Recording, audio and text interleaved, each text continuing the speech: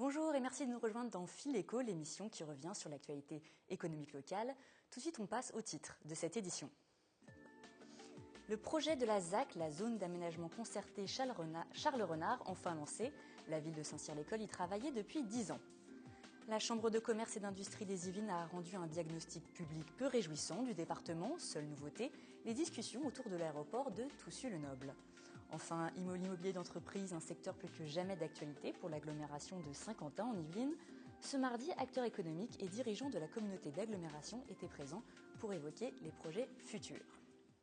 Et puis nous parlerons des 10 ans de Créactive, une association yvelinoise qui accompagne et fédère des femmes chefs d'entreprise et porteuses de projets. Nous retrouvons Chloé Duval. Bonjour. Bonjour. Vous êtes membre de l'association et également entrepreneuse. Nous ferons donc avec vous un bilan de l'action de l'association Créactive et nous évoquerons également la situation et les difficultés que peuvent rencontrer les femmes à la tête d'entreprises. Mais avant cela, place aux informations économiques de la semaine.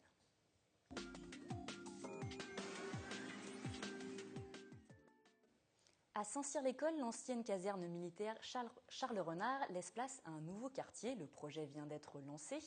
Il accueillera de nouveaux logements, des bureaux, des commerces de proximité, une crèche ou encore un groupement scolaire. La première pierre a été posée ce matin. Yolène Thorez et Élodie Moine étaient présentes. C'est le jour J à Saint-Cyr-l'École. Les chantiers des premiers logements du quartier Charles-Renard ont démarré avec la pose de cette première pierre par le maire de la commune. Ancienne caserne militaire, le quartier est maintenant prêt à accueillir 1450 logements, des équipements publics ainsi que des aménagements paysagers. On va ainsi pouvoir réunir l'Est et l'Ouest de Saint-Cyr qui étaient coupés par à la fois cette base aérienne et l'école militaire. En ce qui concerne les logements, une cinquantaine destinés aux actifs se verront cofinancés à partir d'épargne privée. Une solution innovante qui s'appuie sur la technique de démembrement de propriété et inventée par une société parisienne. Ça revient à acheter un bien, ce que nous faisons, puis nous vendons les murs à un épargnant qui pendant une durée de 15 ans ne reçoit pas son bien ou en tout cas n'a pas la pleine propriété de son bien, et nous vendons l'usufruit, c'est-à-dire l'usage du bien, à un bailleur, qui en l'occurrence sur ces programmes est Immobilière 3F, qui lui cherche des locataires, attribue les logements et s'occupe de l'entretien du bien. 15 ans plus tard, la pleine propriété est reconstituée et l'épargnant bénéficie de la pleine jouissance de son bien. Autre volet du projet, dans la zone nord près de l'aérodrome, la création de la première zone d'activité et de bureaux de la ville. C'est de l'emploi, c'est changer un peu l'image de la ville qui était essentiellement une ville dortoir pour enfin avoir des emplois sur place. Les premiers logements devraient être livrés pour 2016 et le quartier achevé en 2021. Vendredi, la Chambre de commerce et d'industrie de Versailles a rendu publique une analyse économique sur le département. Le bilan de ce diagnostic n'est pas très réjouissant. Le taux de chômage est en hausse, l'industrialisation a baissé de 19% depuis 2002. Et si 7100 emplois ont été créés depuis 2000, 7000 ont été détruits. À la suite de ce bilan, la CCI a annoncé qu'elle allait se focaliser sur plusieurs grands axes. Un des plus importants est l'accompagnement des filières historiques en reconstruction et des filières émergentes, comme le développement durable, le médical ou encore le numérique. Seule nouveauté, l'aérodrome de Toussus-le-Noble qui a été évoqué et reste en projet. Une étude récente a été réalisée sur l'intérêt d'un éventuel développement de l'aviation d'affaires sur le site et aussi de son impact sur l'attractivité du territoire. Je vous propose d'écouter les précisions du président de la CCI, Gérard Bachelier. Une étude commune qui fait l'état de l'ensemble de l'offre aéroportuaire dans l'Île-de-France et de l'intérêt éventuel de développer une activité industrielle autour de Toussus, liée par exemple à l'avion électrique, mais aussi d'autres activités, et de voir comment justement cet aéroport peut aider au développement économique du territoire. Les magasins Fly de Sartrouville et Coignières ont été liquidés. Les 6 salariés du magasin d'Orgeval sont également menacés. Ils ont fait grève pour protester contre leur situation. Ils devront attendre jusqu'au 7 octobre pour savoir si une offre de reprise a été reformulée. Le groupe Mobilier Européen, détenteur des enseignes Fly, Atlas et Crozatier, est en grande difficulté. Il a perdu près de 20 millions d'euros de chiffre d'affaires en 2013. Sur toute la France, 850 emplois sont menacés et 44 magasins risquent la fermeture. L'immobilier d'entreprise est un secteur très dynamique à Saint-Quentin, qui accueille d'ailleurs, le territoire accueille plus de 7000 sièges sociaux. Mardi, une matinée d'échange sur le thème de l'immobilier d'entreprise a eu lieu à Montigny-le-Bretonneux. De nombreux acteurs économiques étaient présents au siège social de Mercedes. L'objectif était de présenter les nouveaux projets d'avenir, également de dresser un bilan de l'attractivité du territoire, qui est, je vous le rappelle, le deuxième pôle économique de l'Ouest francilien. Des images de William L., Pascal Joseph au montage. Comme un symbole de l'attractivité de l'agglomération, le bâtiment Star Center à Montigny-le-Bretonneux. Inauguré il y a à peine un an, Mercedes-Benz a choisi ce site pour la situation économique du bassin de Saint-Quentin et sa proximité avec Paris. Avec 9300 établissements économiques et 3,8 millions de mètres carrés d'immobilier d'entreprise, le territoire est attractif. Nous avons vraiment développé les services aux salariés, les restaurants d'entreprise, les crèches interentreprises, les hôtels également, qui est une particularité importante pour les entreprises. On a une offre sur Saint-Quentin qui permet à une entreprise de répondre à une demande de 80 mètres carrés jusqu'à 65 000 mètres carrés. Malgré la crise, la croissance du parc immobilier de Saint-Quentin est stable. En 2013, elle atteint le palier du million de mètres carrés après une forte diminution en 2009. Sur l'Île-de-France, les tendances ont changé. Les produits livrés clés en main sont beaucoup plus demandés. Les mises en chantier diminuent. 600 000 mètres carrés en 2013 contre une moyenne annuelle de 1 million de mètres carrés entre 1997 et 2008. Le marché d'investisseurs s'est transformé en marché d'utilisateurs.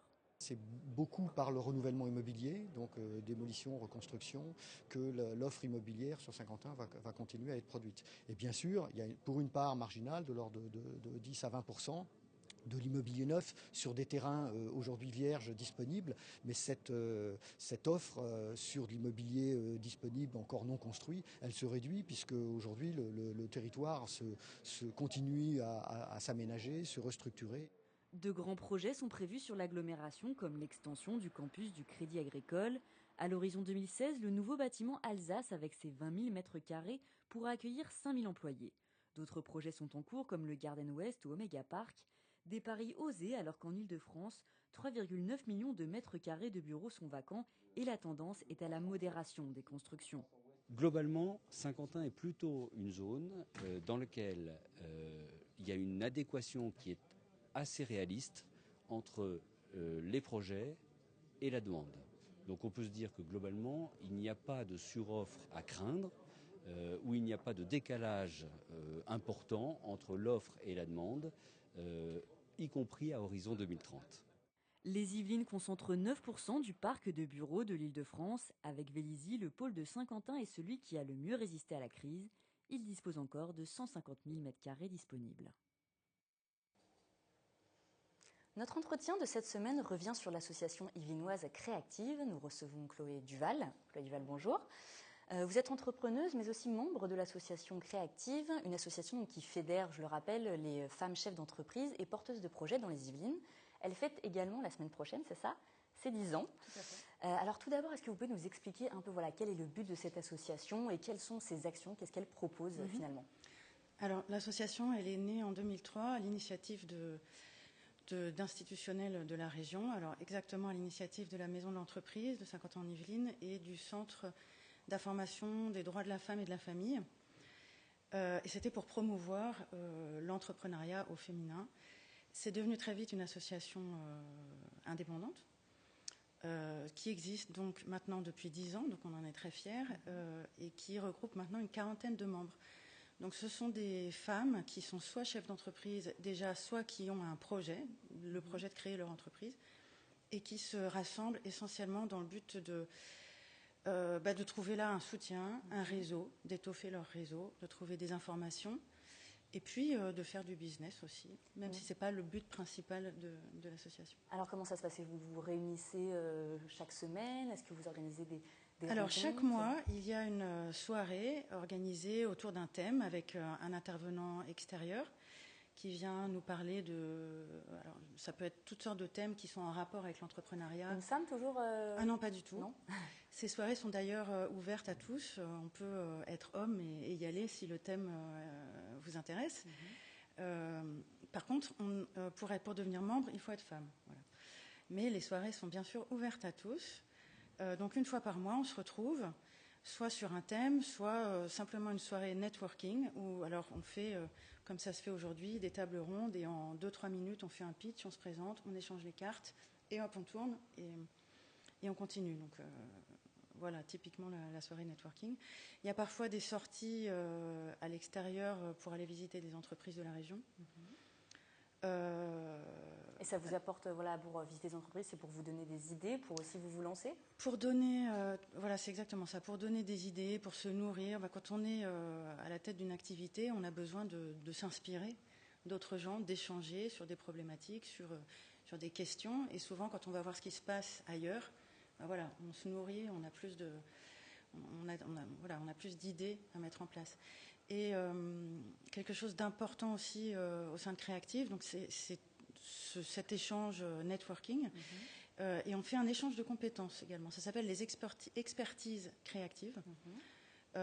Sur des périodes données, les membres de Créactive s'engagent à donner gratuitement aux autres membres qui en ont besoin 1 heure de leur expertise. D'accord, donc ça peut être pourquoi, je ne sais pas, pour une comptable ou Par exemple, on a une experte des réseaux sociaux qui peut venir répondre à vos questions et vous dire, ben voilà, c'est quoi les grandes lignes, vous faire un audit rapide, il s'agit d'1 heure.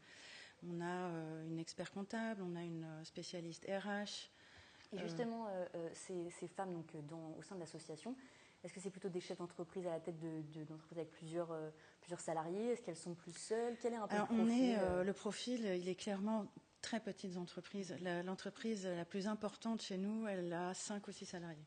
Donc voilà, on est souvent seul, à 2. Voilà.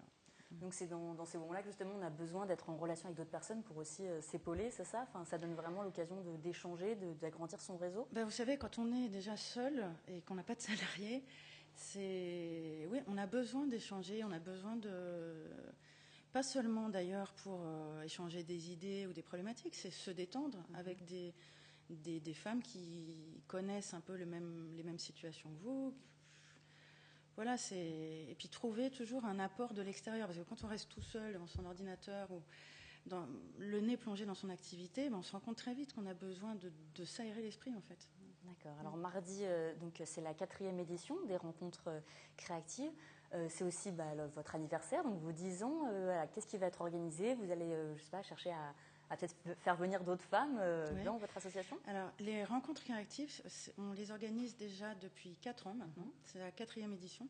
Il s'agit d'une journée qui se passe à Promopole, à Montigny-le-Bretonneux, et où s'enchaînent les ateliers, les workshops, les conférences. Et parallèlement à ça, les membres de Créactive, celles qui le souhaitent, présentent leur activité sur des stands, donc comme un mini-salon.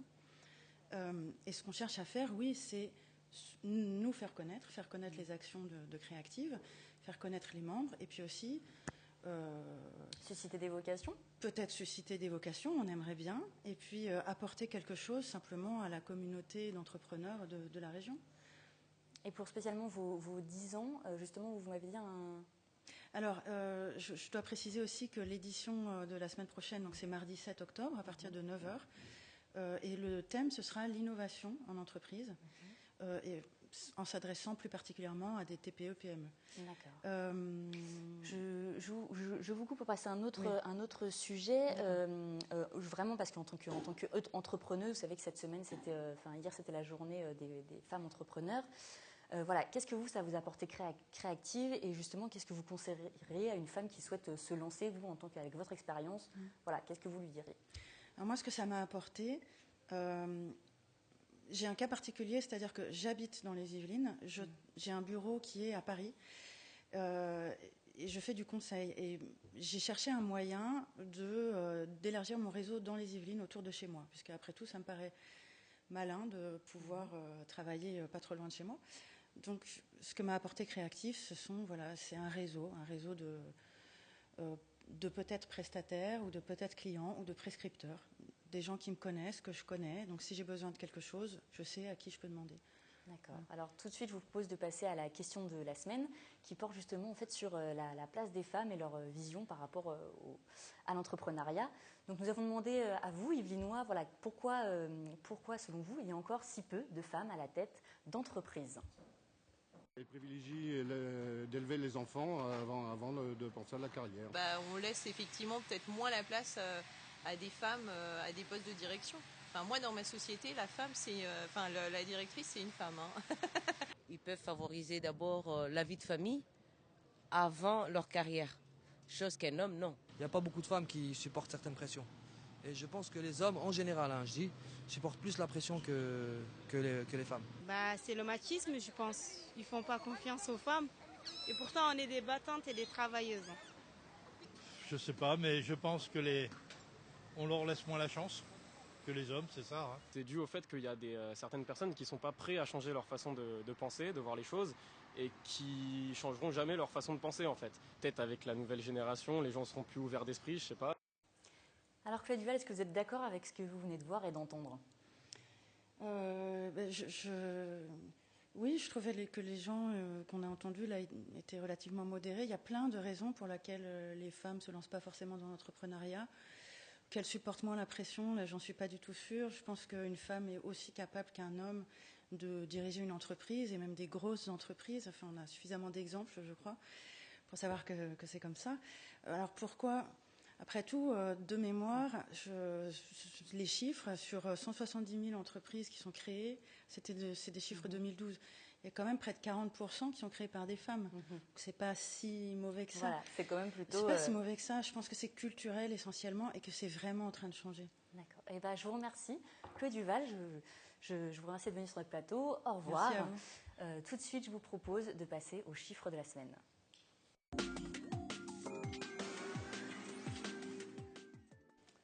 Cette semaine, il concerne l'emploi intérimaire, moins 6,8. C'est le pourcentage d'emplois intérimaires en moins dans les Yvelines par rapport au mois d'août 2013. La baisse s'explique par une croissance faible dans les secteurs porteurs comme les transports, le commerce ou les services. Si la tendance dans ce secteur est à la baisse, la diminution est moindre au niveau national, 0,3%. À savoir que le mois d'août est atypique pour le recours à l'intérim et pas toujours révélateur de la conjoncture à venir. À noter vendredi, un grand forum de recrutement a lieu à Paris, place de la Concorde. 10 000 offres d'emploi seront proposées. 500 entreprises, des collectivités locales et des organismes de formation seront au rendez-vous. N'oubliez pas votre CV.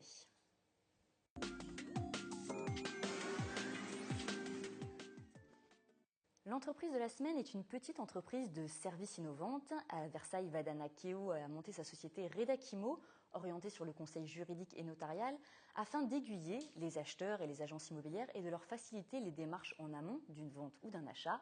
Je vous propose de voir ces images, signées Élodie Moine et au montage Romain Ruspini.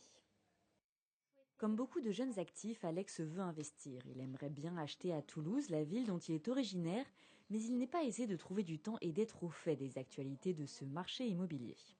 Étant à Paris, c'est déjà une ville qui nous prend beaucoup de temps et dont le travail est dans la vie personnelle. Alors si en plus de ça, il faut trouver du temps pour trouver des appartements, pour monter des dossiers et parler avec des agences, trouver des courtiers éventuellement, ça prend encore plus de temps. Avec l'évolution constante des lois sur le logement, difficile de s'y retrouver, surtout au moment complexe et crucial de constituer son dossier. Juriste en cabinet de notaire depuis plus de 15 ans, Vadana Keo a décidé de monter sa propre entreprise afin de répondre à ce problème. Un manque d'informations souvent constaté au moment de la signature d'un bien. C'est qu'en réunissant toutes les pièces qu'on s'aperçoit qu'il y a des problèmes juridiques. Donc trop souvent, j'arrive au rendez-vous de signature et je m'aperçois donc qu'il y a des problèmes juridiques qui auraient pu être vus et résolus avant la signature, tout simplement. Sa société est née en avril 2014. Elle propose des conseils notariaux, juridiques et un accompagnement administratif pour les particuliers et les professionnels. Presque un service à la personne, une prestation novatrice pour ce gérant de conciergerie d'entreprise. Je propose aux salariés de mes entreprises clientes différents services. Donc basiquement tout ce qui est pressing, cordonnerie, repassage, des services à la personne. Rechercher un appartement, rechercher la meilleure solution pour un placement, ça peut prendre du temps. Il faut aller faire des consultations chez les fiscalistes, chez les agences immobilières. Et c'est vrai que de pouvoir proposer ces services-là directement sur les lieux de travail, entre midi et 2, par exemple pendant la pause médiane, ça permet de faire gagner beaucoup de temps aux salariés. Vadana croit en son entreprise, elle perçoit 3% en cas d'aboutissement du projet de ses clients. Même si la société est jeune, elle espère à la fin de l'année arriver à un chiffre d'affaires proche des 50 000 €.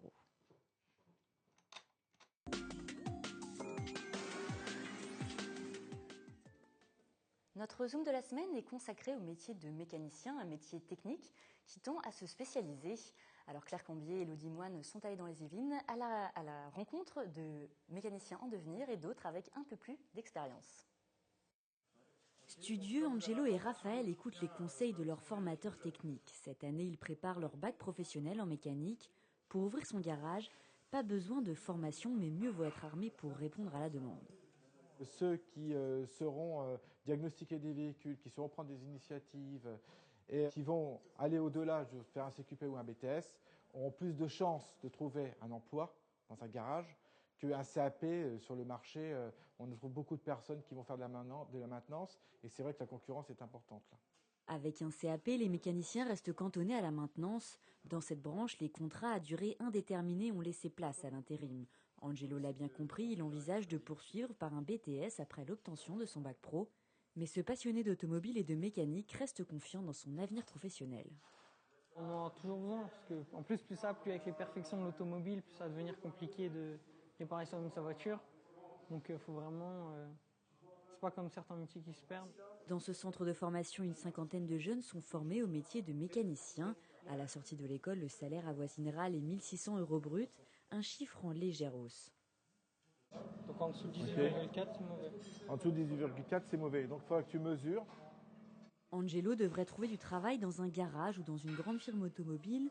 Son but à terme est d'être son propre patron. Plus de responsabilités et de gestion administrative pour un salaire plus élevé, de 2 500 à 4 500 €. Autre garage, autre ambiance. À Saint-Cyr-l'École, Christian Nérol a monté son entreprise il y a 37 ans. Mécanicien, carrossier, il a décidé de parier sur le passé plutôt que sur les nouvelles technologies. J'ai travaillé pendant 30 ans sur les voitures de l'époque, enfin récentes. Et donc, je me suis un petit peu lassé et j'ai voulu retourner un petit peu sur les mécaniques anciennes. On est plus en contact avec la technologie de l'époque, des années 1920-1930. Il n'y a pas d'électronique, il n'y a pas d'électricité. Christian a pourtant eu une formation traditionnelle, 6 ans d'apprentissage entre CFA et garage. S'il a choisi de restaurer de vieilles voitures, c'est une question de passion. Ah, elle tousse.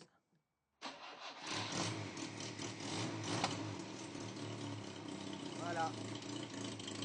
C'est au début des années 80 qu'il s'est lancé dans ce secteur atypique, une niche très viable à l'époque, mais depuis quelques années, son activité connaît une diminution de 30 à 40%.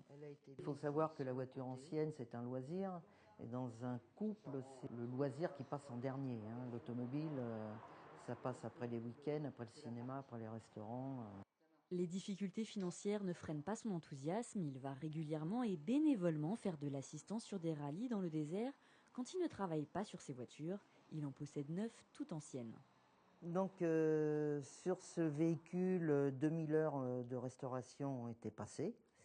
Et depuis, donc, j'ai fait une 50aine de milles de kilomètres et elle a servi également au tournage de plusieurs films, dont Le Petit Nicolas. Le secteur de la mécanique automobile très automatisé maintenant est en perte de vitesse. On compte près d'une centaine d'offres d'emploi dans les Yvelines. Les plus demandés sont les mécaniciens spécialistes des véhicules hybrides ou électriques. Et si vous êtes plutôt fan de voitures dernier cri, je vous rappelle que le salon automobile a lieu porte de Versailles. Donc il commence samedi et vous avez jusqu'au 19 octobre pour vous y rendre. Maintenant, place à l'agenda de la semaine.